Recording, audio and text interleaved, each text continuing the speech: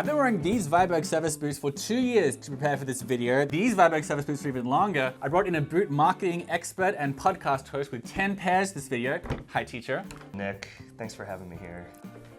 And since I bought them, the price has only increased. These were $700 in 2018, and these ones in 2022 were $785. Now they're $860, and the big question is, why? I'm trying to break this video into 9-ish reasons why Viberg can successfully charge so much for their service boots. No one talks about a boot the way they talk about Vibergs. It is the grail boot, the end-all, be-all for most guys who are into nice boots. I'm aiming to give the definitive answer to why this pretty unremarkable to the average person boot is so widely considered the apex of the casual boot.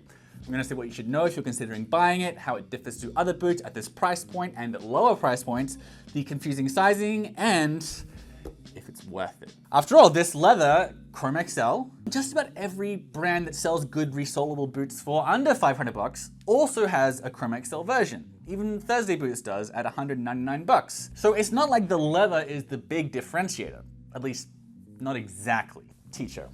You know, Chrome XL has been a big part of the Viberg story, and the reason is that Chrome XL is the perfect leather for this. It's nice and thick, it forms to your foot really nicely, it gains a beautiful patina over time, but it's, you know, it's pretty easy to care for. That's actually natural Chrome XL. This is natural. Yeah, I've had them for so long, I've worn them a ton, beaten the heck out of them, and they look even better today than they did. Reason one, Vibergs cost so much. They select really, really good leather. There are two things I mean by this. The first is that every season, Viberg hunts down new and cool leathers from the best tanneries all over the world for some really cool one-offs. So this year, you can get Vachetta leather from Italy's Mariam, Janus suede from CF Stead, T-Core cordovan for a cool $1,700, and many more. The other thing I mean by Viberg leather selection is their clicking, which means the pieces of leather they select. Chrome XL here, the world's most beloved boot leather. It is, however, extremely famous for its loose grain and its creasing. So when you get them, they'll look great, and then after you start wearing them, a lot of the time they'll develop creases like this. That is just part of the territory with Chrome XL. They call it the Chrome XL lottery. Except with Viberg. I have two pairs of service boots here, brown and colorate Chrome XL. It's like burgundy. They've got years of wearing them, and there's no loose grain anywhere, which is incredibly rare for this kind of leather. I've been told this is a fluke, and there are grainy Vibergs out there, and I'm sure that's true, but the fact remains that the clicking is among the most impressive that I've ever seen. So let's talk about the design a bit. What is it about the design that is so appealing? The average person, they would probably see this as the simplest leather boot there is, and indeed it has relatively few panels of leather, it has a plain toe, low block heel, standard Derby style lacing, not even any speed hooks to add some diversity to the eyelets. That low-key simplicity is of course part of the draw here. So we're gonna make this like a reasons why video. So the second reason people pay $860 for this boot is the versatility and the design and the last, which just means like the shape of the boot if you're a newcomer. They pretty much invented this category of elevated quality heritage boots, slim toe service boot styles, right? It wasn't really a thing that existed. It was either you had work boots, you had Pacific Northwest heritage boots, and if you wanted a dressier boot, you were looking at going to a dress boot maker. For work boots, right, they're just being made with an eye towards functionality. All they really care about is this thing going to hold up while I'm cutting down trees or fighting wildfires, doing heavy duty work, right? And then fashion boots, it's been always about how is it finished, how does it look, the aesthetics of it are paramount. Viberg kind of took those two worlds in a factory that makes work boots and said, we're gonna make something that has appeal to fashion-oriented customers. This most popular version of Viberg service boot is made on the 2030 last, and many people simply find it to be the most ideal boot that's casual enough to wear with a t-shirt, but not so casual that you kind of have to wear denim and canvas every time you put them on, but not so formal that you have to wear a collared shirt whenever you wear them, and so on and so on. Like the last is based on an archival Canadian dress officer last, and some people, like Dave at the Vintage Future, will even say something like this about it. Even though this is probably always going to be my favorite service boot last of all time because I just love the way it looked, I'm probably just never going to get one again. Like the boots don't even fit him, and yet he still thinks it's the best service boot of all time. I'm going to quickly touch on sizing as well. The third reason people pay for Viberg is they have a wide array of lasts to choose from. Developing multiple lasts and multiple fits and widths is very expensive. Usually if a company's last doesn't fit your foot, you're just kind of out of luck and have to move on to a different brand. With Viberg, they've developed an array of lasts musts. I have a written guide to them in the description below. And to quickly break it down, the 310 has a very prominent toe spring based on certain old British military boots. It looks weird, but it's wide enough to fit most feet. The 1035 has a wider, flatter toe. The 2040 is Munson style, so wide and round at the ball and toes. This 2030 last is the most popular one with its gentle taper. Now, I reviewed the 2030 service boot 6 years ago, and I complained because this last is for an E-width foot, which is wide. And I was mad because I have a D foot and the boot felt wide on me. What I didn't know is that while almost every other boot company tells you to size down half a size from your branding size, which in my case is an 11, with the 2030, they recommend sizing down a whole size to 10.5. So that's why I got this second pair here. This is a 10.5, and they fit me fine. All that said, you go down half a size on the 2030 for extra thick socks, a whole size down for normal boot socks. The fourth reason Vibergs cost so much is the materials, which they announced in 2021 would be as all natural as possible, as much of the time as possible. Many brands keep the toe from collapsing by putting Celastic in there, or they put Celastic in the heel counter. Celastic is a plastic impregnated fabric, but Viberg uses leather because they say it forms better to your foot over time, and they also have the kind of fan base that prefers boots made with as many natural materials as possible. They claim the particular tannage of quebracho, mimosa, and chestnut used to vegetable tan the heel bases allows more precise edging treatments and so on. It's not that there's zero artificial ingredients in there, like there's a bit of foam under the heel, but it's a very, very all-natural boot. They also use day-night outsoles, which are considered by many to be the ideal rubber sole for a boot, but they're made in England and they're expensive, so most brands come up with a day-night look-alike. Viberg doesn't. Now, let's talk about the way the boots are constructed and wear, which is a factor here. The fifth reason Vibergs cost so much is they are made in Canada, which in addition to being a highly developed country with a higher minimum wage than the United States, is also not in the United States. So there are some import-export fees and taxes and stuff that get baked into the price. So that makes it more expensive than an identical boot made in Mexico, but also more expensive than an identical boot were it made in America. And it's not just that they're made in Canada. Viberg is number 6, a small factory that maxes out at making 10,000 boots per year. By contrast, Red Wing Shoes sells between 1 and 4 million. So Viberg can't achieve the economy of scale that brands like that can, and that scale would lower the prices. The seventh reason Viberg is expensive is they are very, very skillfully made. This is a very, very broad reason, yes, and my whole listicle gimmick is running out of steam here because I don't know when to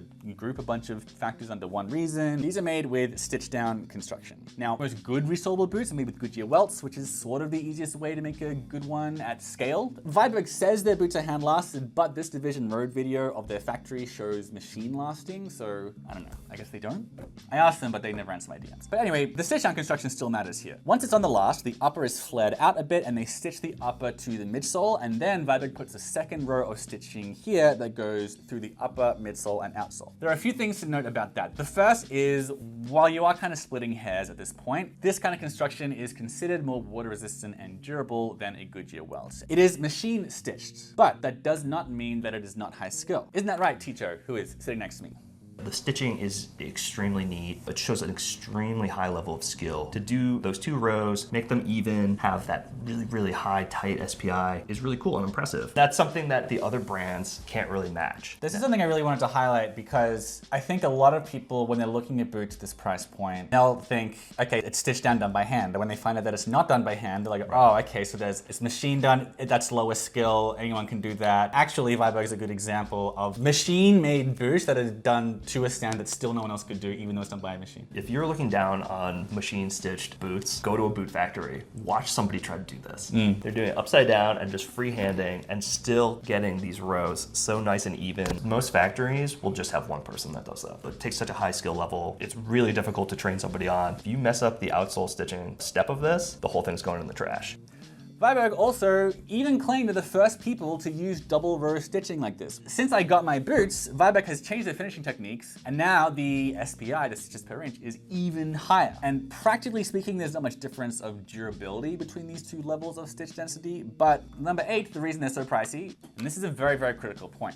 They are targeted at and appeal to the kinds of guys who value the level of high-end fashion boot quality control and aesthetic and will pay for it. I didn't want my reason here to be they cost $860 because people will pay that much, but this is kind of like my way of saying that. Not many people are putting that philosophy of the really high stitch density, quality control, stitch alignment, that kind of aesthetic and that sort of quality control. Not many people are using that philosophy to make casual boots. Because the thing is, boots are not just for doing manual labor. The same way like sneakers aren't just for working out in, and pea coats aren't just for World War II naval officers. Some guys get confused by Viberg's pricing because on some level they think of boots as just functional footwear that help guys do labor. So the question is often asked, the one that I'm posing in this video, why does an expensive casual boot brand exist? There are guys out there who pay for footwear that, as opposed to being made to survive dropping a crate on them in a warehouse, they're made to embody a high level of skill and artistry. Viberg customers understand and respect that making a boot like this requires a lot of skill. That's everything from the clicking to the stitch density to the stitch evenness to developing those lasts all the way to how hard it is to make the leather at the tannery. It is inarguable that it's an expensive boot to make, and we really shouldn't ignore the higher wages that boot makers at this level also get paid, especially in a place like Canada. Cost of labor is the biggest part of a boot's price, and a lot of people forget that when they're just looking at materials. And look, it depends on what you value, man. I'll make this reason number 9. Number 9, the reason they're so expensive, the quality control is impeccable with this brand, which is to say that they toss or fix imperfect boots more than cheaper brands. A lot of guys want as close to perfection and as close to handmade as they can get. Viberg, through a lot of controls and also through really eagle-eyed quality control stuff, there's something of a guarantee that you will get the level of precision craftsmanship that you are paying for. Even if you personally don't get that, there is definitely a contingent of guys and an income bracket that they probably occupy where that kind of quality control is really worth the price to them. But if you want some alternatives, brands that sort of target that luxury casual boot guy sort of customer, Oak Street make a lot of hand-lasted boots in the United States with Horween leathers and sometimes fun boot guy leathers like Merriam Horsebutt, and their boots are almost all under $600. A lot of Viberg customers are just as in love with Grant Stone. Their diesel boot is what you'd be looking for a Viberg alternative. They're made in China and they're not stitched down, but the emphasis on making really handsome boots with cool leathers from good tanneries, and they have a really, really good reputation for quality control. Grant Stone has that going for them, and that's how they intersect with Viberg customer base, and they're mostly under $400. There's Trim & Boot Company as well. They're mostly made on the 79 last. They look a bit more work booty, but they do have similar sort of like casual look and love of really cool leathers, and they're also made in the US, and they're under $500. All those brands though are Goodyear welted. If you really like stitch down construction, you can go with Whites. They've got like nearly 20 lasts you can choose from. The MP last is probably the best analog here because they used to call that boot their service boot, and then Viberg trademarked the word service boot, so now it's White's Sherman boot. But yeah, they're stitched down, they're hand lasted, and they're over $200 cheaper. Just note that White's is less about incredible stitch alignment and more just about durability, and the boots weigh like half a pound more than Viberg. And finally, if you don't care they're made in Mexico, Unmarked has a solid stitch down Chrome XL service boot for under $500. The quality control is not as good, but the price is appropriate for what you're getting. My review of them is in the description below if you want to learn more. So let's do the pros and cons. Pros: unbelievable quality control. If you're a stickler for stitch alignment, heel smoothness, that kind of thing, this is the brand for you. There are other brands that are beloved by this kind of exacting boot guy, but they're either much more expensive, like Japanese brands, or they take months and months to make, like Indonesian brands. So there's actually a level of convenience and, believe it or not, value, inexpensiveness that customers appreciate about Viberg, given the alternatives in this space. The leather's also really great. I won't guarantee no loose grain, but they're the only Chrome XL boots I've owned that never had any loose grain. And a big selling point is that Viberg does a lot of cool leathers. Not many people are doing ready-to-order moose leather service boots, right? Stitch down construction is relatively rare, super tough, super water resistant. They are indeed, the Viberg service boot, very, very versatile. They're not chunky, they're not dainty. You can wear them with most things. They are all natural. The materials are largely all natural. Many like that for sustainability reasons or comfort reasons. Viberg also have an unusually wide array of lasts and widths to choose from. They are made in a very developed country, which many people value. Ditto the fact that it's a relatively small, relatively boutique brand that also, as I said before, manages to have a fair amount of ready-to-order boots instead of making you wait for them to be made like most boots at this level of quality, or at least of craftsmanship, I should say. The cons, or things to consider before buying: the tongue's not gusseted, which some people hate. They don't have speed hooks, which some people hate, and they are very expensive if you, this is really important, if you're not the kind of guy who really, really loves high stitch density, good stitch alignment, great leather clicking, and so on and so on. You should know that is what you're paying for. And if you don't care, you might want one of the alternatives that I mentioned. But if you're someone who values this kind of attention to detail, there's a decent chance that you consider this good value. They've got a balance of scale and speed and quality that for a lot of guys makes Viberg a really good deal. Anything else you want to say about Viberg? I'm pretty happy with all the things I just said. I think that gives people a good overview. Yeah, that was great. That was really well. And we don't even have to do an awkward wrap up because this is going to be in another video. What do I say? Subscribe if you want more stuff on casual stuff that lasts a long time. That's right, casual durable. That's what we're all about. Catch you for the next one.